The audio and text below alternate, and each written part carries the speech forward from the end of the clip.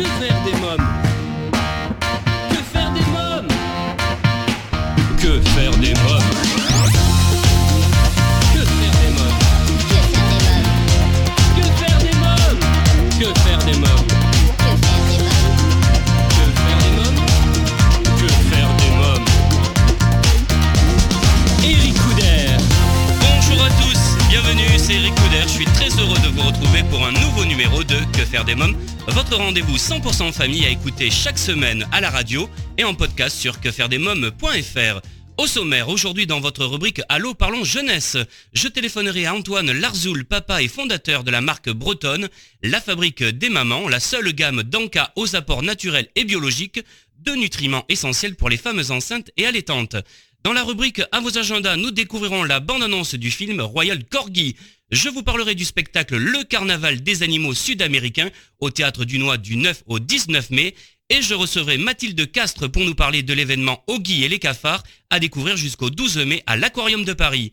Livre, je vous présenterai Une souris de gare de Mec McLaren aux éditions Evalou. Et en dernière partie d'émission, je recevrai l'humoriste Jérém Rache pour le spectacle Sacrée Famille, actuellement au Beau-Saint-Martin à Paris, tous les mercredis à 19h30. À présent, comme chaque semaine et en partenariat avec l'ONG CNRJ, Allô parlons jeunesse. Que faire des mômes? L'ONG CNRJ est l'organisation non gouvernementale des cercles nationaux de réflexion sur la jeunesse. L'ONG CNRJ possède un statut consultatif spécial auprès de l'ONU et est présente dans plus de 20 pays dans le monde. L'ONG CNRJ est construite par des citoyens sans argent des États, elle est donc indépendante. Elle travaille à permettre à la jeunesse de mieux prendre sa place dans le monde. N'hésitez pas à aider l'ONG CNRJ à aider la jeunesse sur www.cnrj.org. L'ONG CNRJ vous présente l'invité jeunesse. J'appelle à présent Antoine Larzoul. Allô? Oui, Antoine Larzoul? Oui. Oui, bonjour, c'est Eric Couder de l'émission Que faire des mômes. Oui, bonjour Eric. Enchanté. Vous êtes papa et fondateur de la marque bretonne La Fabrique des Mamans, la seule gamme d'encas aux apports naturels et biologiques de nutriments essentiels pour les femmes enceintes et allaitantes. Dites-nous un peu plus sur cette marque. Oui, c'est tout à fait ça. Donc c'est une marque qui aide les femmes enceintes et allaitantes à prendre soin d'elles et de leurs bébés en améliorant leurs apports nutritionnels quotidiens. Puisqu'on sait aujourd'hui que l'alimentation de la femme pendant la grossesse a un impact sur la santé de son bébé à la naissance et puis aussi bien plus tard jusqu'à sa vie d'adulte. Donc de manière toute simple, en fait, dans un premier temps, nous avons développé des encas, donc des barres nutritionnelles à la composition adaptée aux besoins des femmes avant, pendant ou après la grossesse. Donc ce sont des produits un peu gourmands à manger pour les petites envies de sucré, les fringales entre deux repas, puisqu'on conseille souvent aux mamans de fractionner leur prise alimentaire. Donc elles peuvent manger en substitution d'un snack qui serait moins adapté en fait à leurs besoins. Alors les produits ont été développés avec des diététiciens nutritionnistes et une sage-femme naturopathe. Oui, tout à fait. Donc, je me suis entouré de professionnels de la maternité, de la santé, ainsi qu'une équipe d'ingénieurs agroalimentaires pour que les barres répondent exactement aux besoins tant nutritionnels que physiologiques des futures mamans. Donc, c'est-à-dire que ce soit adapté aux nausées, aux fringales, aux besoins de fractionner les prises alimentaires, que ce soit facile à mâcher et à avaler, que ce soit très pratique surtout pour qu'elles puissent l'avoir à tout moment dans un sac ou dans la poche d'un blouson, quoi. Donc la gamme, vous l'avez dit, comprend 3 barres nutritionnelles biologiques. Quels sont les ingrédients de cette recette?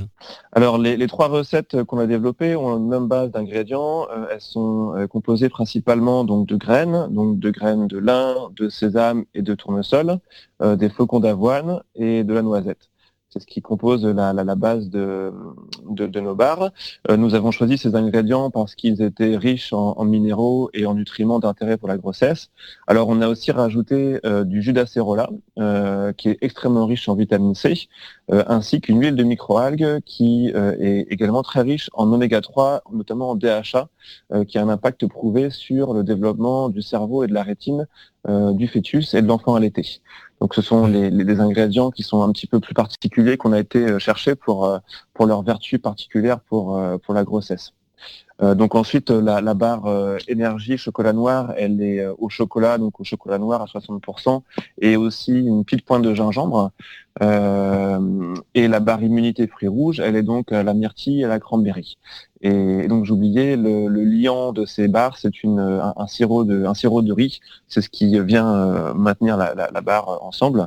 Nous avons aussi une barre d'allaitement qui va sortir dans les 2 mois, qui est une barre au miel et amande avec un extrait de fenouil qui a des vertus sur la stimulation de la lactation. C'est ce qu'on retrouve souvent dans les tisanes aussi, les tisanes d'allaitement. Voilà. Alors vous êtes vous-même à l'origine de ce projet. De quel constat est née cette idée ? Alors donc moi j'étais donc un jeune papa, j'ai eu mes 2 enfants assez rapprochés l'un de l'autre, et donc j'étais assez proche de ma femme, comme la plupart des jeunes papas de nos jours.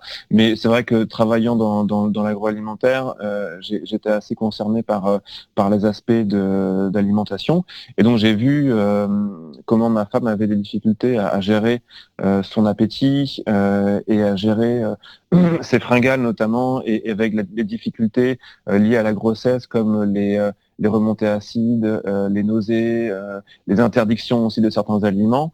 Et donc j'ai trouvé qu'il n'y avait pas une réponse très très importante de la part des marques, de la part des professionnels de l'alimentation sur ce moment de consommation particulier qu'est la grossesse.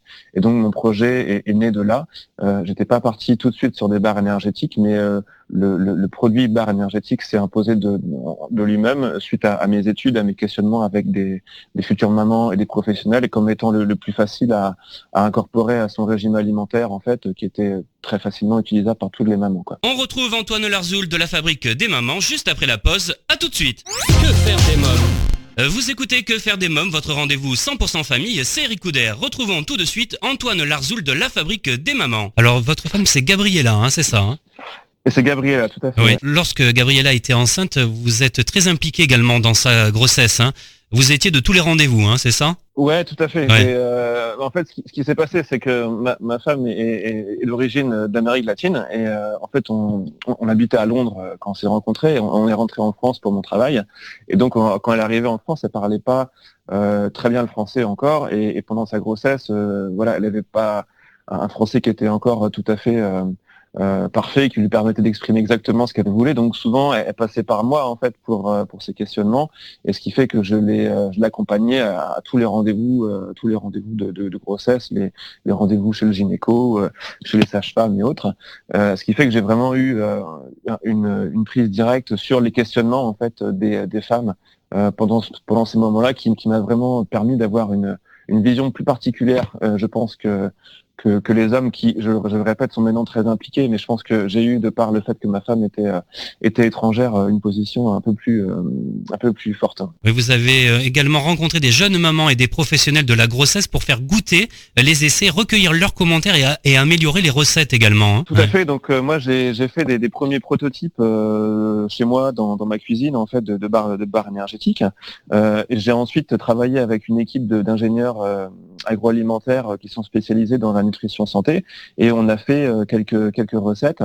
Et donc moi j'ai contacté les associations locales de familles, j'ai fait des enquêtes aussi sur internet, j'ai été faire déguster tous les essais au maximum de mamans en fait pour recueillir leurs avis, et suite à ça on a pu sélectionner en fait les recettes qui étaient les plus adaptées, les mieux notées, les plus appréciées par les futures mamans, puisque c'est avant tout un produit plaisir. Donc on n'est pas du tout sur un produit de nutrition santé un petit peu mais trop médicalisé, on va dire, trop médicamenteux. C'est vraiment un produit plaisir. Toutes les personnes qui me le goûtent me disent qu'il est vraiment très bon. C'est très, on sent bien les ingrédients, très peu sucré. Surtout, avant tout, un produit qui est là pour faire plaisir, puisque il servirait à rien sinon, si c'était juste une barre sans cette qualité de plaisir là. Alors je voudrais que vous me parliez de l'huile de micro-algues. Qu'est-ce que c'est exactement ? Alors, l'huile de microalgues, c'est donc une souche particulière de microalgues que nous avons été sélectionnée parce qu'elle est extrêmement riche en oméga 3 et particulièrement en DHA. Donc le DHA, c'est un acide gras qui est particulièrement important dans la formation du cerveau et de la rétine, alors du fœtus et de l'enfant allaité, mais également qui est important pour tout un chacun, on pourrait dire, du jeune parent au senior. Et donc c'est vrai que le DHA est un nutriment qui est très recherché de nos jours. Donc c'est une source végétale de DHA et non pas une source animale, puisque souvent on conseille de manger du poisson gras pour leurs apports en DHA. Le côté négatif des poissons étant sa charge en mercure notamment. C'est pour ça qu'on déconseille aux femmes enceintes de manger trop de poissons également. Donc là, c'est une source végétale, donc sans risque par rapport au mercure. Nous incorporons cette huile-là à nos barres. Dans une barre, nous avons 240 mg de DHA, ce qui est très important et ce qui permet vraiment de faire face à quasiment 100% des besoins journaliers en DHA. Donc c'est vraiment unique comme taux de DHA pour une barre nutritionnelle. Voilà. Alors j'ai relevé quelques chiffres dans votre dossier de presse. Vous dites qu'il y a plus de 785 000 naissances en France, ça c'était en 2017. Près de 8,3% des femmes enceintes souffrent de diabète gestationnel et 66% des enfants sont allaités à la naissance. Tout à fait. Alors les chiffres ont peut-être un petit peu baissé en 2019 sur les naissances. Sur le diabète gestationnel, c'est en fait peut-être, c'est même plus que ça, puisque les chiffres du diabète gestationnel sont les chiffres déclarés. Mais je me suis rendu compte dans mes démarches et dans tous mes contacts avec les femmes enceintes que il y a une tranche beaucoup plus importante de femmes enceintes qui ne sont pas déclarées comme ayant un diabète gestationnel, mais qui ont un taux de glycémie qui doit être contrôlé, puisqu'ils ont eu quelques résultats qui ont été un petit peu élevés dans leur niveau glycémique. Donc c'est le sucre, la présence de sucre dans le sang. À l'heure actuelle, nos barres sont environ 40% moins sucrées que les barres céréalières classiques. On travaille donc du coup sur une barre qui sera vraiment sans sucre ajouté et qui pourra permettre aux femmes qui sont atteintes de diabète gestationnel de trouver leur encas qui leur fait vraiment cruellement défaut, parce que j'ai vraiment vu que c'était une vraie problématique pour ces femmes-là de faire face à à la hausse de leur appétit quand elles ne peuvent pas manger de produits sucrés, quoi. Très bien. Antoine Larzoul, comment se procurer vos barres ? Alors aujourd'hui nous sommes en vente sur notre site internet, donc lafabriquedesmamans.com. Nous avons un site en ligne et nous sommes également dans une 50aine de points de vente, dans des pharmacies, des magasins spécialisés biologiques, ainsi que certains magasins de puriculture, certaines chaînes de puriculture. Alors pour l'instant, c'est donc dans une 50aine de points de vente dans toute la France. C'est pas beaucoup, mais on espère développer cela assez rapidement, et les retours des magasins avec lesquels nous travaillons sont très bons. Et voilà, vous pouvez trouver la liste exacte des magasins sur notre site internet aussi, si vous voulez voir lequel est le plus proche de chez vous, et donc commander aussi sur la boutique en ligne. Très bien, je vous remercie Antoine Larzoul, merci beaucoup. Merci Eric, à bientôt. Bonne journée, au revoir. Au revoir. Alors, si vous souhaitez des renseignements complémentaires, rendez-vous sur quefairedesmoms.fr. Vous trouverez un lien vers la fabrique des mamans dans le podcast de cette émission. J'en profite pour vous signaler que dans le cadre d'un documentaire télé dédié aux grossesses à risque, nous sommes à la recherche de femmes enceintes de 4 mois ou plus et dont la grossesse est particulièrement surveillée. Nous souhaitons suivre ces femmes jusqu'au jour de l'accouchement. L'idée est de montrer qu'en dépit des difficultés, ce moment reste l'événement le plus extraordinaire qui soit. Si ce projet vous intéresse, contactez Inès par mail, ines.nasser@gmail.com. Que faire des mômes, votre rendez-vous 100% famille continue juste après une courte pause. À tout de suite. Que faire des mômes ? Vous écoutez Que faire des mômes, c'est Eric Couder, à présent votre rubrique à vos agendas. Que faire des mômes ? Cinéma, cette semaine, je vous parle du film Royal Corgi, réalisé par Ben Stassen et Vincent Castellout, avec les voix de la chanteuse Chaim, Guillaume Gallienne et Franck Gastambide.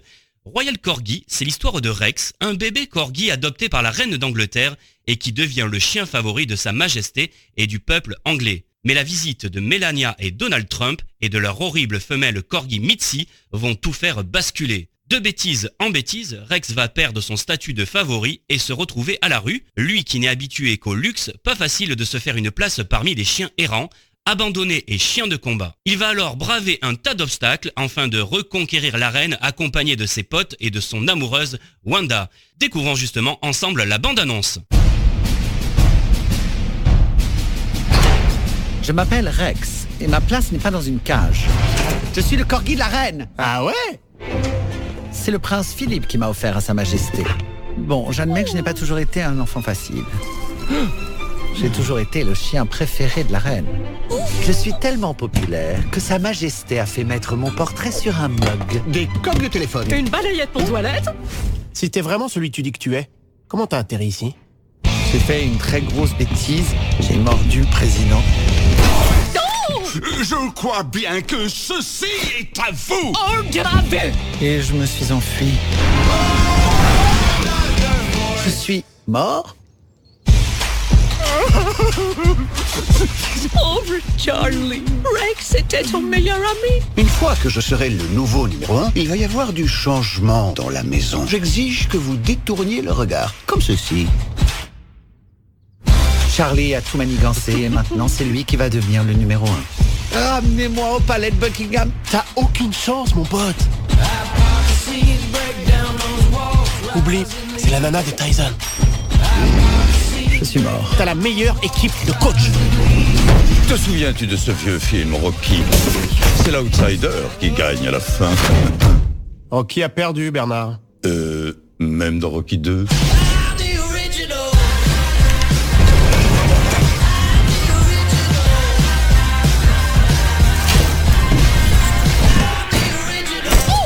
Les potes, mal au truc.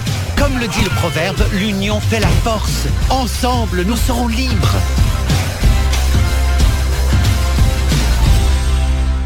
Royal Corgi, un film à découvrir en famille au cinéma. Un spectacle maintenant à ne pas manquer pour les enfants à partir de 7 ans, le Carnaval des animaux sud-américains. Bienvenue à Rio de Janeiro qui accueille le carnaval le plus célèbre du monde. Les animaux sud-américains s'y sont réunis pour vous proposer leur grande parade festive et humoristique. Amusant et bariolé, ce carnaval vous propose d'entendre les rythmes particuliers de ce continent au travers de compositions originales et de couleurs instrumentales pittoresques. Les animaux portent la voix et la mémoire de ces lointains pays. Ils racontent l'histoire de l'Amérique du Sud, des échanges entre civilisations qui ont façonné le développement de l'humanité, un thème essentiel traité avec humour et une pointe de poésie surréaliste. Le Carnaval des animaux sud-américains, un spectacle à découvrir au Théâtre du Noy du 9 au 19 mai. Je reçois à présent Mathilde Castres pour nous parler de l'exposition Oggy et les cafards à l'Aquarium de Paris. Bonjour Mathilde Castres. Bonjour. Alors vous êtes responsable de communication et des partenariats à l'Aquarium de Paris. Jusqu'au 12 mai, les enfants et leurs familles peuvent découvrir l'exposition Oggy et les cafards. Avant de parler de cet événement unique, qui est Oggy? Oggy est un petit chat qui a plein d'aventures avec ses compères, dont des cafards. Oui. Alors le cartoon fête ses 20 ans cette année, hein? Oui, c'est ça. Ouais. Alors à présent, dites-nous un peu plus sur l'exposition Oggy et les cafards. Alors à l'Aquarium de Paris, jusqu'au 12 mai, vous allez pouvoir vraiment découvrir avec Oggy toute une scénographie complète où Oggy vous explique quels sont les différents pensionnaires que vous pouvez découvrir à l'aquarium. Et aussi comment on doit préserver les océans. Et quel est le but justement de cette exposition? Oui, donc l'idée c'est vraiment de faire une exposition pédago-ludique où en utilisant le personnage de Oggy qui est connu de tous les enfants, qu'Oggy puisse faire à la fois découvrir les fonds profonds, surtout les profondeurs des océans, et ainsi les enfants en connaissant mieux ces forums, on est persuadé qu'ils seront plus à même de les protéger. Alors on va parler un petit peu du programme. Qu'est-ce qui attend les jeunes visiteurs justement? Parce qu'il y a beaucoup de choses, des ateliers, des spectacles, hein, c'est ça? Oui, c'est ça. Donc il y a déjà toute une exposition où tout au long du parcours de visite, vous êtes vraiment guidé avec Oggy. On a également une chasse au trésor, pareil, pédagogique, où les enfants doivent, à travers des indices, répondre à des questions autour des océans et ensuite récupérer un petit cadeau Oggy. On a également un spectacle autour du réchauffement climatique. Nous avons un savant fou qui essaie de comprendre pourquoi les océans se réchauffent et la solution est à trouver avec les enfants à l'aide de Oggy. J'ai vu qu'il y aura également 8 épisodes de la série Autour de la mer qui seront diffusés dans votre salle de cinéma. Hein. Oui, tout au long de la journée, vous pouvez découvrir ces épisodes dans notre salle de cinéma. Et ça tourne vraiment en boucle et ces épisodes sont effectivement focalisés sur la mer. Mathilde Castres, avez-vous quelque chose à rajouter ? Non, sauf de venir découvrir cette belle exposition et on espère que vous aurez autant de plaisir de la découvrir que nous l'avons faite.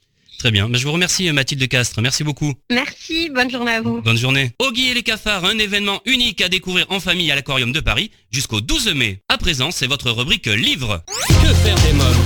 Le livre dont j'ai choisi de vous parler aujourd'hui, c'est Une souris de gare de Mec McLaren chez Evalou Éditions.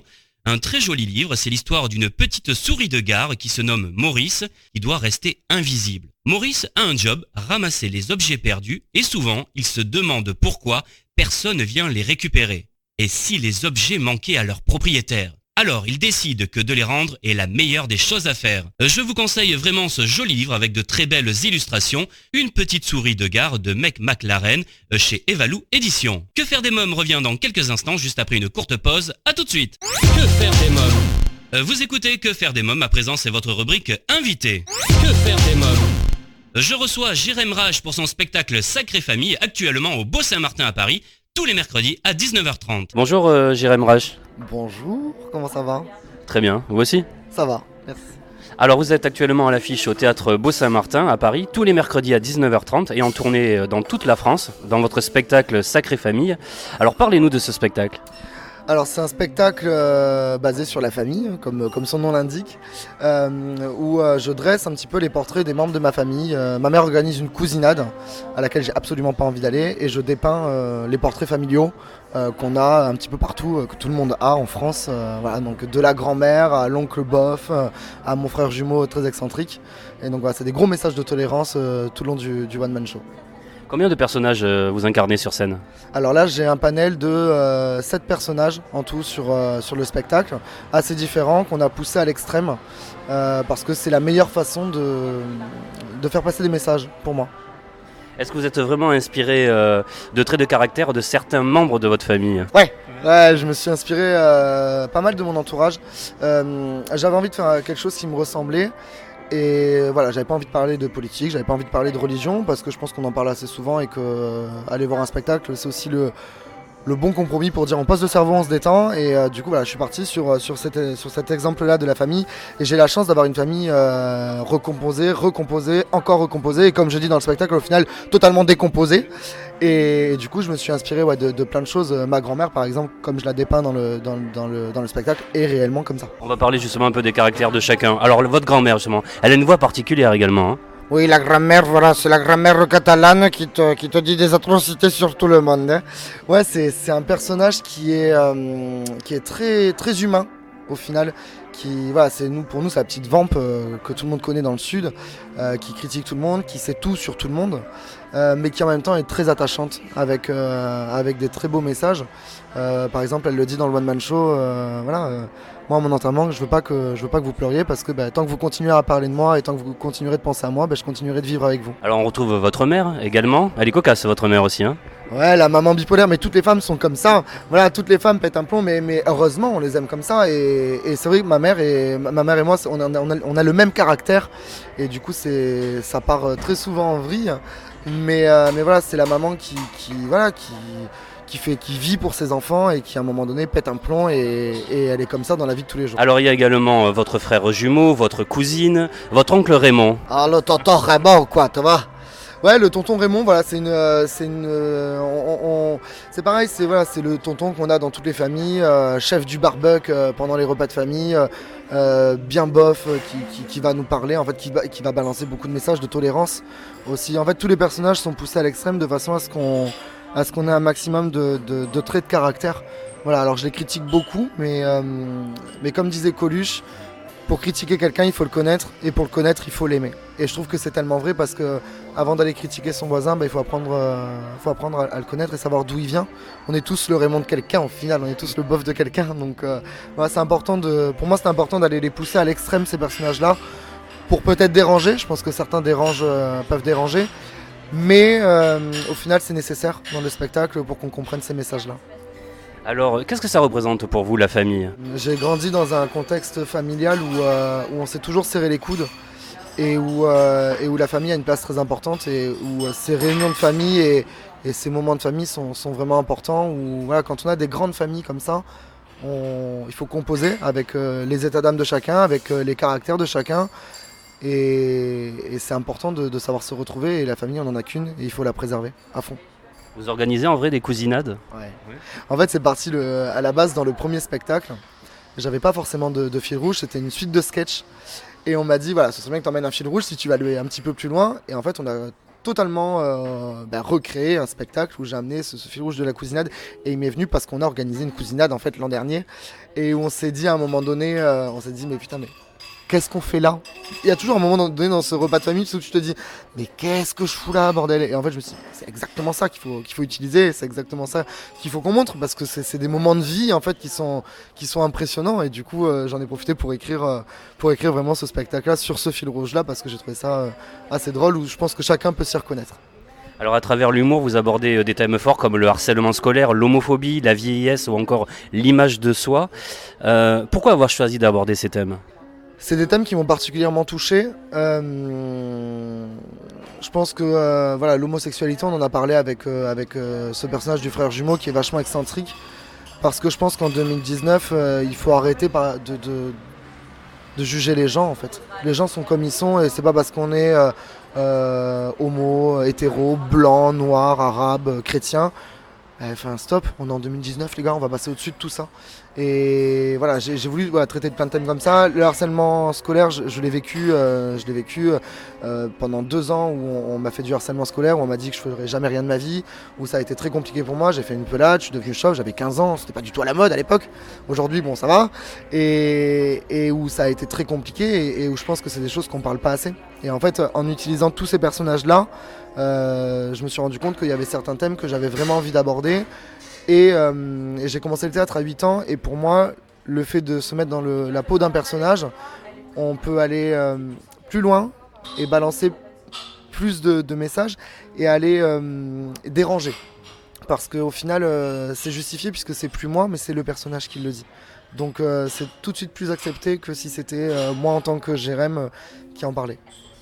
Alors Jérém, vous êtes un véritable showman, hein. Sur scène vous jouez la comédie, vous dansez, vous changez plusieurs fois de tenue de scène. Pourquoi cette envie de faire le show ? Alors j'avais envie de créer un show quand j'ai eu l'idée de faire du spectacle, j'avais 15 ans. Et mon parent oblige, non tu passes ton bac et tu fais des études. Et en fait c'est le jour où on m'a proposé un CDI, je me suis dit non je peux pas faire ça, j'ai besoin d'aller au bout de mon rêve de gamin. Et j'avais déjà une idée bien précise de ce que je voulais un show à l'américaine. Et pour moi, un artiste, il doit être complet, donc il doit savoir danser, il doit savoir chanter, il doit savoir se mettre dans la peau d'un personnage. Et c'est ce que j'aime en fait. On se retrouve toujours en compagnie de Jérém Rache juste après la pause. À tout de suite. Que faire des mômes ? De retour pour la suite de Que faire des mômes, toujours en compagnie de Jérém Rache. Est-ce que petit garçon, vous aimiez déjà faire du spectacle ? Vous déguisez également ? Ouais. Très rapidement, dès que j'ai commencé le théâtre, alors à l'époque, tu me renvoies dans ma jeunesse là, ça me rajeunit pas tout ça. En fait, à l'époque, avec une de mes cousines, on s'amusait, on avait repris le spectacle de La Roque et Palmade, Ils se sont aimés. Et j'avais à cette époque-là, je devais avoir 10 ans. Et on avait le DVD, on avait réécrit en fait tous les textes, parce qu'on les trouvait pas sur internet à l'époque. Et on s'amusait au Noël, à tous les repas de famille, anniversaire, machin ça, on leur ressortait le spectacle mais entier. Moi j'avais 10 ans, ma cousine en avait 8. Et en fait très rapidement, je suis venu à avoir une mémoire phénoménale et en fait à de suite me mettre dans ce délire-là de créer, de jouer. Et en fait c'est ma metteur en scène, donc Catherine Laurent, avec qui j'ai travaillé pour les 2 spectacles en participation à la création du spectacle, qui m'a poussé en fait quand j'avais 14 ans et que je suis devenu chauve, où j'avais beaucoup de mal à assumer mon poids, à assumer mon image à cause du harcèlement scolaire que je vivais là-dessus, qui m'a dit voilà, je te lance un défi, tu vas jouer sur scène la blonde attitude de Anne Roumanoff. Et en fait quand j'ai vu ce sketch qui m'a fait mourir de rire à l'époque, je me suis dit mais feu. Et en fait elle m'a dit par contre tu vas t'habiller en femme. Donc avec une mini-jupe, des faux seins, un décolleté, des faux ongles, une perruque, tu vas prendre un marché en talons Et tu vas... voilà, c'est un sketch où la nana est sûre d'elle et tu vas jouer cette nana-là, tu vas te surpasser et tu vas te mettre dans la peau de quelqu'un d'autre. Et j'ai adoré cette expérience. Ça a été très compliqué pour moi, mais c'est quelque chose qui m'a énormément aidé et qui m'a permis aussi de me dire, tiens, j'aime bien cette idée-là de me transformer, de jouer des rôles féminins. Alors après, j'ai grandi qu'avec des femmes, donc ça aide aussi énormément, je pense, voilà. C'est vrai que dans mon spectacle, il y a quand même beaucoup de femmes dans mon One Man, hein, en y pensant. Hein? Alors Catherine Laurent, justement votre professeure de théâtre, dit de vous, Jérém pense avec son cœur, parle avec ses tripes et vit avec la vie. Ouais. Ça a été, Catherine, c'est comme une seconde maman, on s'est connus, j'avais 8 ans, c'est elle qui m'a donné le goût de la scène. On s'est jamais lâché. Pendant mes études, j'ai fait des études audiovisuelles en fait après mon baccalauréat où j'ai dû arrêter le théâtre parce que j'arrivais pas à combiner les deux, j'avais énormément d'heures de cours et je suis monté travailler à Paris. Et en fait, quand je l'ai appelé après 3 ans, je lui ai dit voilà, je redescends à Perpignan. Voilà, j'ai besoin de toi, je veux écrire ce spectacle et je veux le faire avec toi. Et en fait, ça a été, elle m'a ouvert la porte. Et en fait, on a commencé à créer ce premier spectacle qui était One Man Show et bon, qui après a abouti sur un deuxième spectacle. Et je sais même pas comment expliquer notre relation parce qu'il y a vraiment une relation de maman derrière, il y a une relation amicale, c'est quelqu'un d'exceptionnel qui connaît son travail et qui sait me pousser aussi un petit peu au-delà de ma zone de confort et c'est exactement ce qu'il me fallait.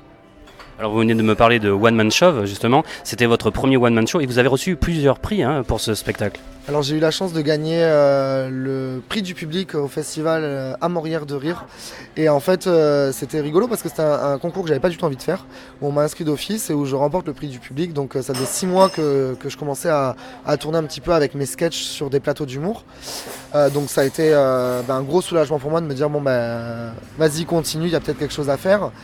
Et en juin 2018, juste avant le festival d'Avignon l'an dernier, j'ai remporté le premier prix du concours d'humoriste au festival Roquemort de Rire. Donc hyper content en fait de gagner des prix. Après c'est toujours positif. Maintenant, j'ai jamais fait un concours ou un plateau en me disant faut que je gagne. Je m'amuse et après si ça fonctionne, ça fonctionne et bon visiblement les 2 concours que j'ai fait je les ai gagnés donc c'est cool mais je suis pas à la recherche de gagner un prix ou quoi que ce soit, on est nombreux, on est très nombreux dans ce milieu-là et je trouve ça bien et en fait pour moi il n'y a pas forcément de concurrence en fait dans ce milieu-là parce qu'on peut donner le même thème à 20 comédiens, on aura 20 trucs différents et c'est uniquement notre capacité à interpréter et à écrire qui va nous différencier les uns des autres. Donc il y a de la place un petit peu pour tout le monde et il faut juste savoir faire un petit peu la différence. Alors il paraît que vous êtes perfectionniste, c'est vrai ? Ouais. Je pense que c'est bien, mais c'est en même temps horrible. Vraiment parce que du coup t'es tout le temps en train de te remettre en question, t'es tout le temps en train de te dire bon ça va mais il faut absolument le changer et du coup c'est un travail en fait continuel. Clairement je pense que j'ai mis ma vie entre parenthèses depuis maintenant 2 ans, mais c'était voulu parce qu'en fait j'adore mon travail, j'adore ce que je fais. Aujourd'hui je suis intermittent donc je peux enfin dire que c'est mon travail, ce qui est assez compliqué parce que moi c'était mon rêve de gosse donc du coup voilà. Mais je pense que je suis très perfectionniste donc je suis très très difficile avec moi-même. Mais au final je pense que c'est ce qui m'aide le plus. Mais du coup t'as des gros moments de mou quand même, hein. T'as des gros moments où tu dis c'est bon j'arrête tout, ça m'énerve et puis après tu dis non j'arrête pas, il faut que je retravaille dessus. Donc c'est génial, mais j'ai la chance d'être extrêmement bien entouré, d'avoir une très très bonne équipe et ça c'est la grande chance. Je pense que j'ai une bonne étoile qui veille sur moi et ça fait du bien. Heureusement que j'ai toutes ces femmes autour de moi qui sont là pour moi et c'est toutes des mamans quoi. Donc je suis un petit peu à toutes leurs bébés. Vous avez réalisé tous vos rêves d'enfant ? Ouais, j'en ai réalisé beaucoup. J'ai toujours eu mes parents nous ont toujours éduqués en nous disant va au bout de tes projets, va au bout de tes rêves et on sera là pour vous soutenir. Donc alors ils nous ont toujours dit par contre on sera là pour vous soutenir mais prouvez-nous que vous avez envie de le faire quand même. Et je pense que je me suis toujours écouté. J'ai toujours été en accord avec moi-même et j'ai jamais fait les choses par obligation.